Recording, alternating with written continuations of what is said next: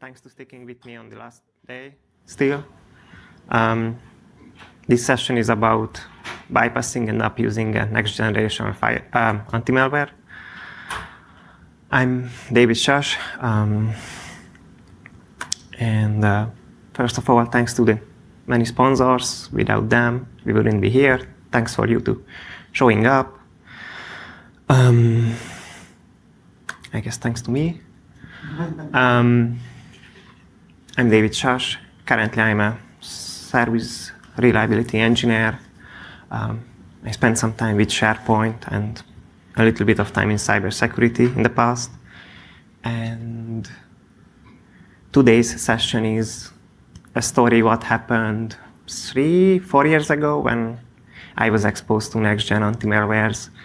And I think that is the AI was even mentioned somewhere in the marketing deck. Since then, we all know that's just more if statements.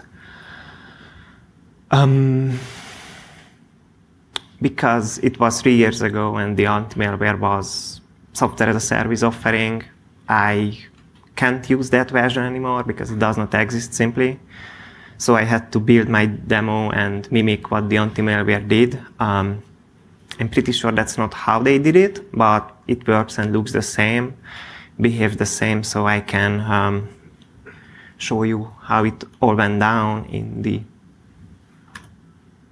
demo, and basically I just had one slide. So the demo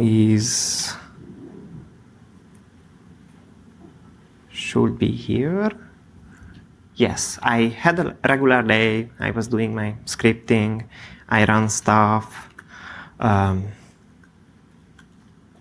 I was querying things, querying the web, all the things one does in their job. And at one time, I was looking at my errors, and if I check, currently I have 0 errors. If I make one, the error count will be 1. And somehow I ran a command.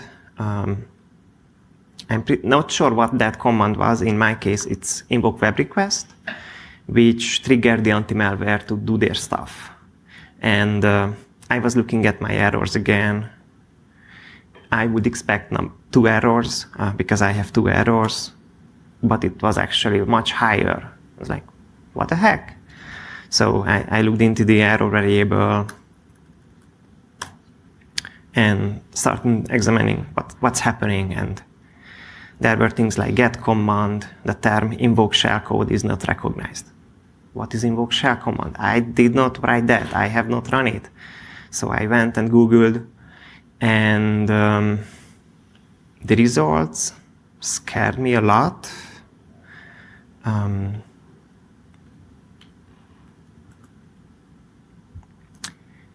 Because it was coming from powershell, which is a red teaming offensive PowerShell toolkit. I was like, what the heck? I'm not doing anything like that. So I called cybersecurity. Can you check on my machine? They did, found nothing. I was like, still, I closed the session, restarted, did my stuff. The error showed up again. Okay, I need to figure out what's happening.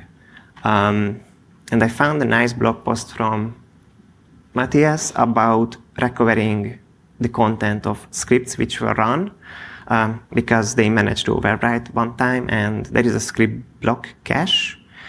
And I followed their method to check that script block cache. And if I do this here again,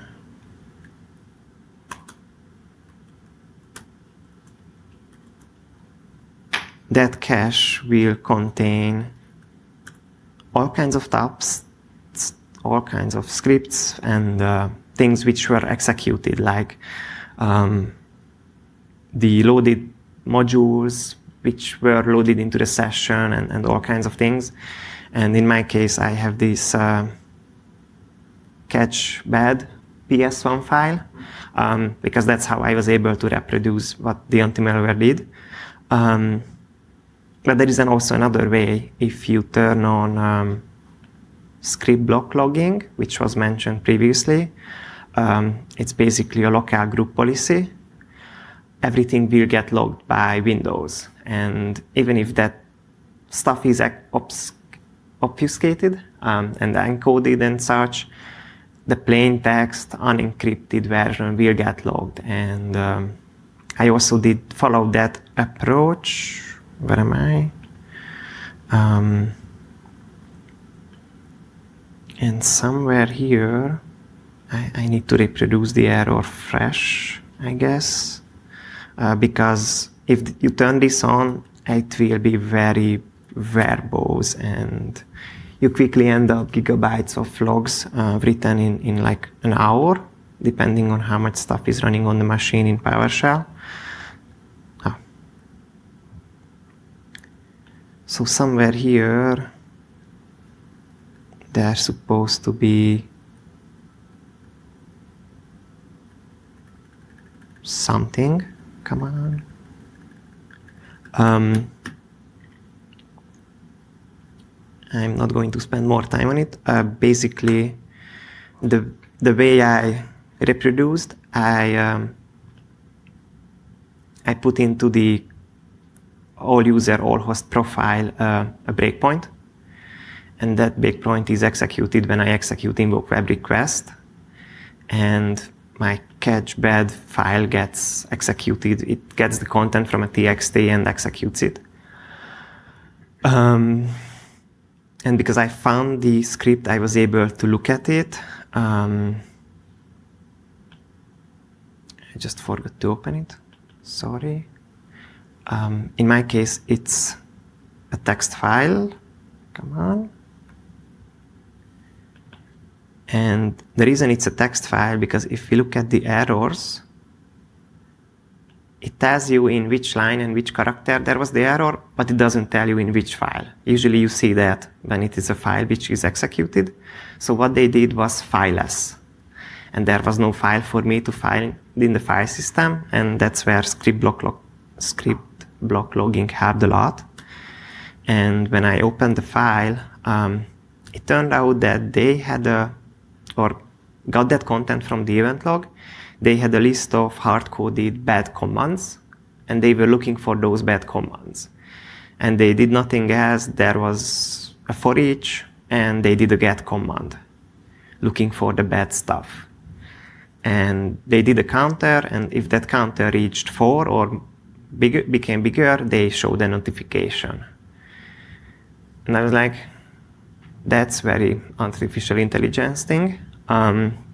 And because in the same time I was developing modules and playing with internal and external command functions, in my module I realized this will only find stuff which is exported. So if you have a module and you have a bunch of internal commands, and those include invoke mimikatz and the rest, but you don't expose them, maybe you create a menu or something and you select one and it will invoke mimikatz. Things like that, you can actually hide bad stuff from this type of detection. And I actually did that. I created a module. I defined all of those things to do nothing else, just give a warning message. And in my PSD1, I exposed something.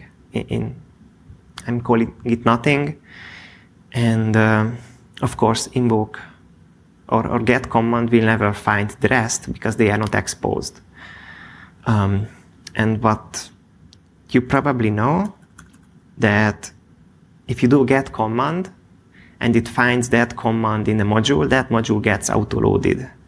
So if I do this, I have three modules here. If I do get command nothing, it found the command, and if I check the modules now, my module is loaded. And the way it works, everything which is in the PSM1 file gets executed. That's how functions are loaded. So I was like, if I put something else here which has nothing to do with functions, that code gets executed, of course, in my name, because the injected antimalware thingy is running in my session. So I just put I put, where did I put it? Sorry. I put this, like basically checking who am I, into the PSM1 file. I'm restarting PowerShell. And doing get nothing.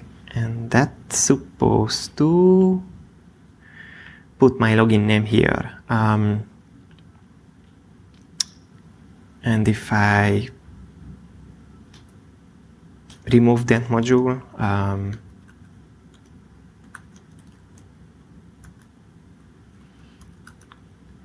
and do a get command again, the file has my name twice, my login name twice. So every time the module is loaded, the code executed in my name. So it's like, okay, I actually did nothing to execute that code. It was, I just put a file somewhere, and I hope that the anti-malware pick it up, and it did. And also I could have, I actually had all the offensive stuff, not the real ones, but all of them in my profile, and I could have used them without the anti-malware actually finding it. Not a good anti-malware approach. So I was thinking, where can I go with this? And I realized that it's possible if we have this PS module pass environment variable, and it defines where PowerShell will look for modules to do auto-loading and find the stuff. And this was not the case. I'm telling you how could have it gone very bad. Imagine that you have a company tools folder on every machine, and you can, or anyone, create custom tools in PowerShell, and some way or form go through a process of publishing, and those things end up here. But basically, and imagine that you as a non-admin user can put stuff there. And like this is read-write for everyone. So I was like, okay, let's put my code there. Why not? So this is the folder where I'm going to put it. This is where I have it now.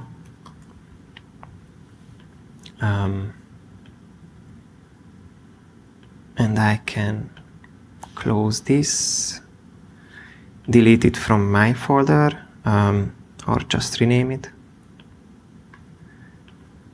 just so it will not get picked up anymore.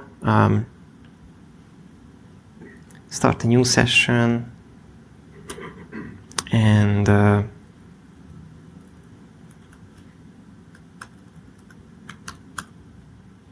it's being used from this company tools folder. Now, if there is something running on that machine with elevated privileges, like, I don't know, and I always forget,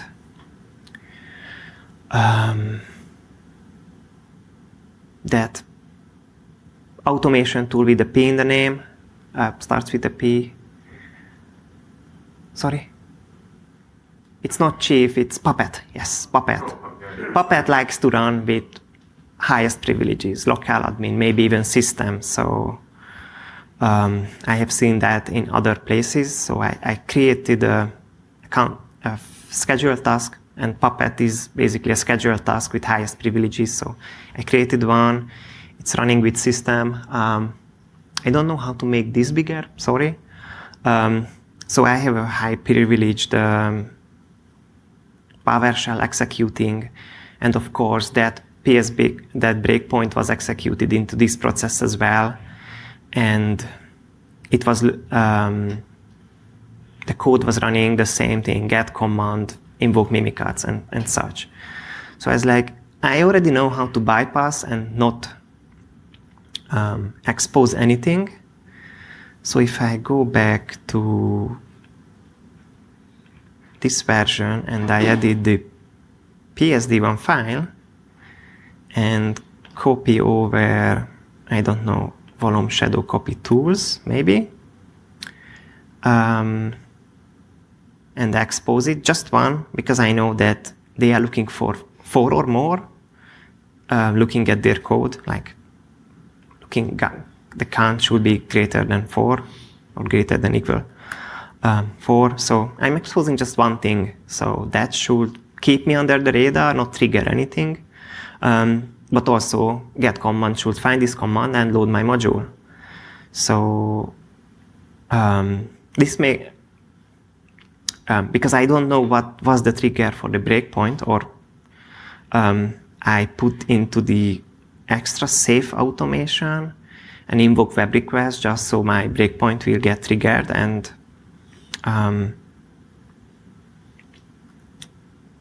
if I run that schedule task, it's running on a schedule, but I don't want to wait. Come on.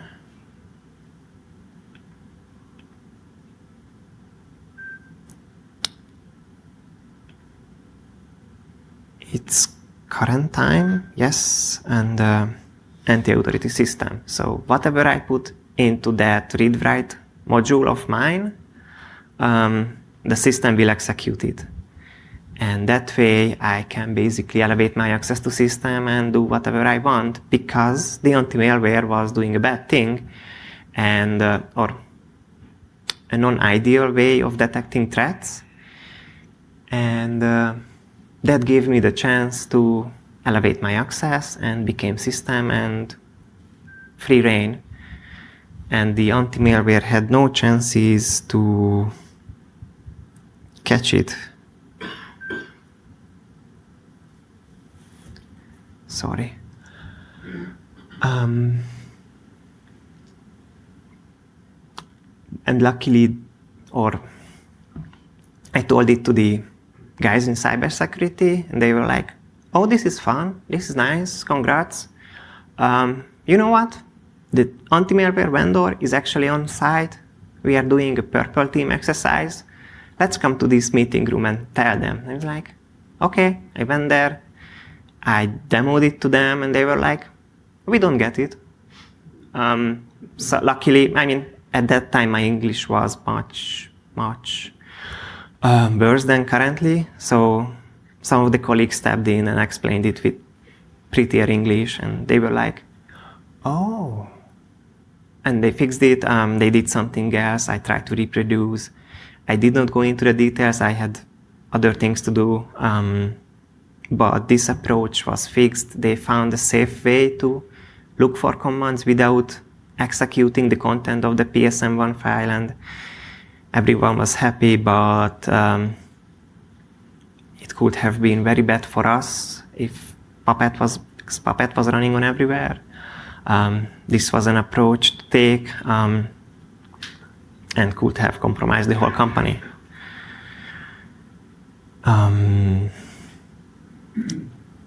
Yes. And I think I'm actually done with my part, and the next session is, or next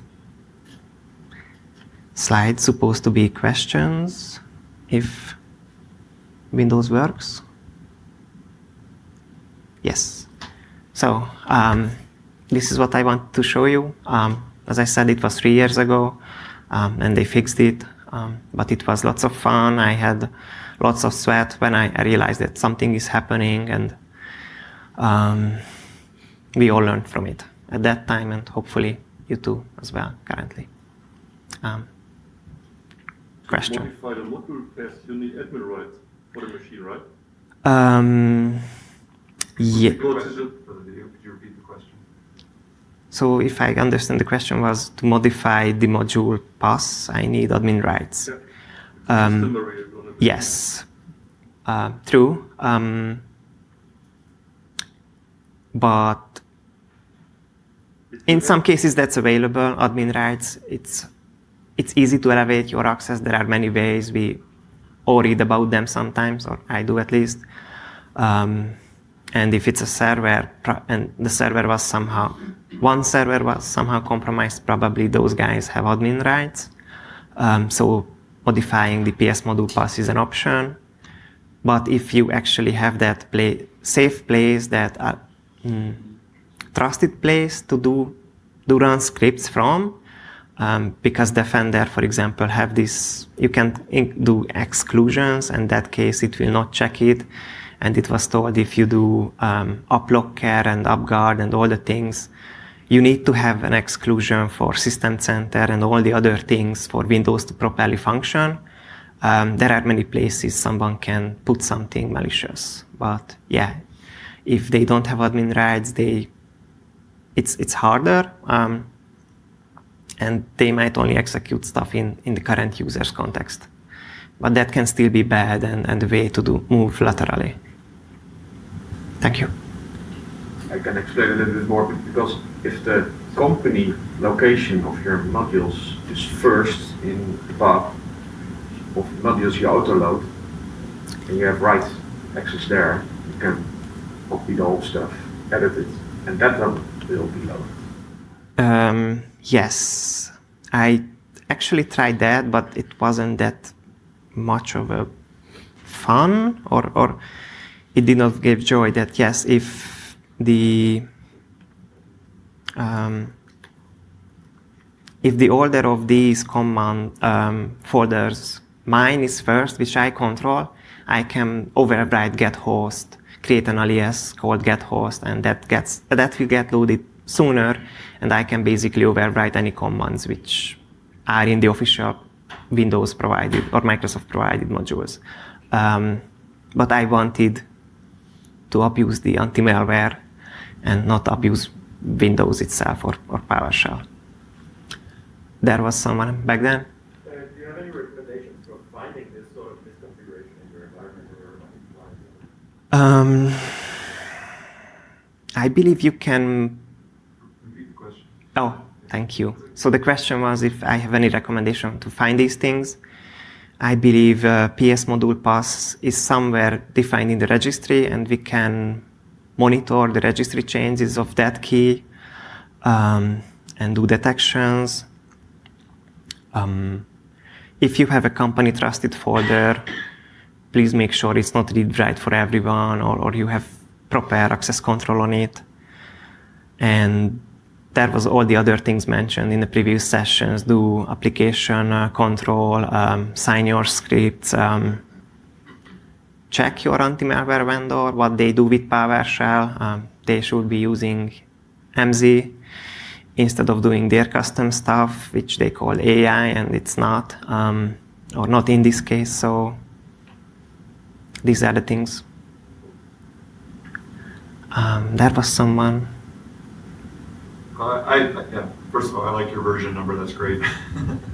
And then, yeah, similar to his, I was going to say, like, what are things you can do to sort of help proactively, like, avoid this, like, with your scripts? Does, like, fully qualifying the command with the module help, when obviously you said, like, signing, so? Yes. Fully qualifying the command, that means... So, thank you. The question was, can we fully qualify command names, and that way, if someone creates an alias with the same name, it will not work? Yes, that works, and that means, like, give me a second. Let's say we have this thing, and I think it's like, this is the full qualified command name, that the module version is there, / command name, and that way no alias should be able to overwrite it, I believe. Good question. Yes, sure. This is a good way to protect it, but if you are anti-malware vendor and you want to do get command, which you should not, you can do this. Like, you have no clue if they are using the PS attack framework with the original name, or it has another name, and they can rename the command. So, like, hard coding command names, that's not a real detection. But this can avoid someone abusing an alias. Thank you. Any more? and I'm doing extremely good in time. Like,